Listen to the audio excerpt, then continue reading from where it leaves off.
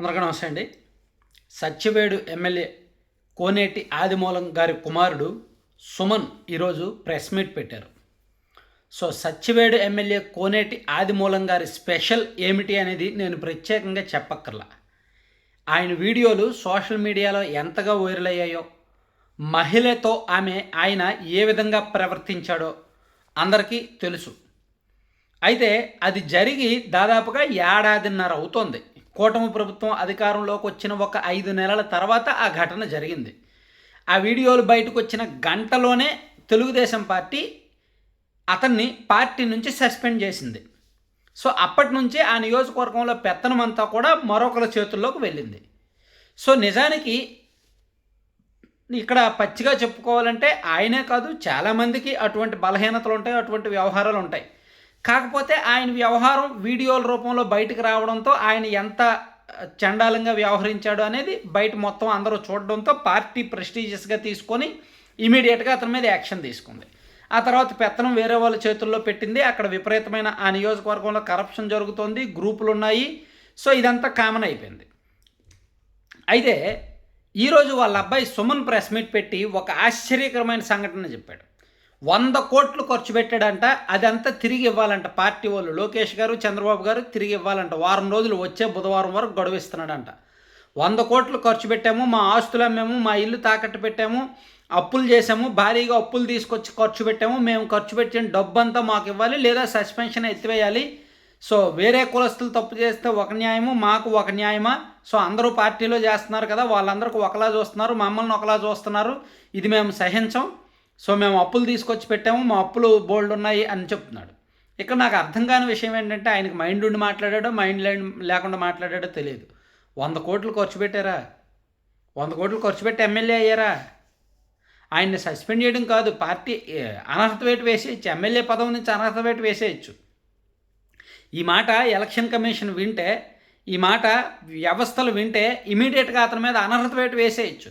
వేసేసి అతని మీద ఏసీబీ అధికారులు కేసు నమోదు చేసి అండ్ ఐటీ రైడ్స్ చేసి అతని ఆస్తులు, అతని అప్పులు, అతని లావాదేవీలు మొత్తం బయట పెట్టవచ్చు.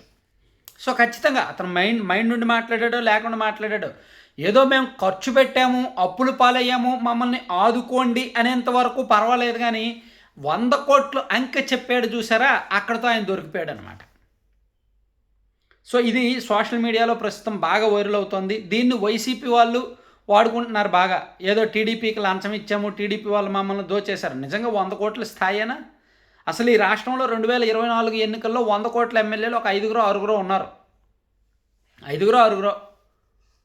సో వాళ్ళందరూ ప్యూర్లీ ఒక సామాజిక వర్గానికి చెందిన వాళ్ళు ఫస్ట్ టైం ఎమ్మెల్యే అయ్యారు. సో వాళ్ళు ఏంటంటే పార్టీ కోసం ఖర్చు పెట్టి, నియోజకవర్గాల్లో ఫస్ట్ టైం వచ్చారు కాబట్టి ఖర్చు పెట్టి, రాజకీయాల్లో కొత్తగా వచ్చారు కాబట్టి ఖర్చు పెట్టి, అలా ప్రెస్టీజియస్ సీట్లలో గన్నవరం, చిత్తూరు, ఉదయగిరి లాంటి పెద్ద పెద్ద ప్రెస్టీజియస్ సీట్లలో గెలిచారు. సో వాళ్ళు కూడా ఏ విధంగా ఖర్చు పెట్టారు? రకరకాల సేవా కార్యక్రమాల రూపంలో. సో మొత్తం ఎన్నికల కోసమే ఖర్చు పెట్టాల, రకరకాల మార్గాల్లో ఖర్చు పెట్టారు.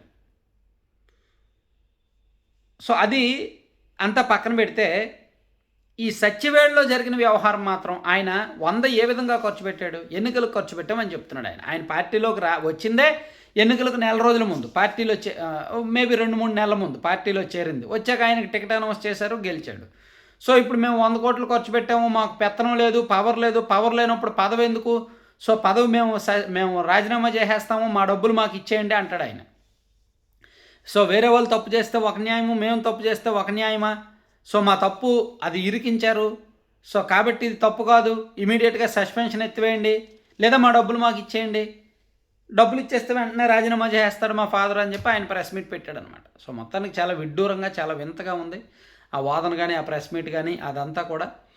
సో ఆ నియోజకవర్గంలో ఒకటి మాత్రం నిజం, సత్యవేడు నియోజకవర్గంలో ప్యూర్లీ తెలుగుదేశం పార్టీలో గ్రూపులు ఉన్నాయి, విపరీతమైన కరప్షన్ జరుగుతుంది అనేది కూడా వాస్తవం.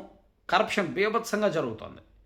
చాలా కుక్కలు చింపిన విస్తరైపోయింది ఆ నియోజకవర్గం. తెలుగుదేశం పార్టీలో నిజమైన వాళ్ళకి న్యాయం జరగట్లేదు, ఎవరికి నచ్చినట్టు ఆడు వేసుకుంటున్నాడు అంతే. సో ఒక పెద్ద దిక్కు లేకుండా పోయింది. ఈవెన్ ఎమ్మెల్యే గారు ఏమైనా పెద్ద దిక్క, ఈయన సస్పెన్షన్ ఎత్తివేస్తే ఈయన సరి చేస్తాడంటే ఈయనకి అంత మెచ్యూరిటీ లేదు, ఈయన ఏదో ఆ గాలిలో గెలిచాడు అంతే. సో చూద్దాం దీన్ని ఎలా పరిష్కరిస్తారు పార్టీ పెద్దలు అనేది చూద్దాం. Thank you.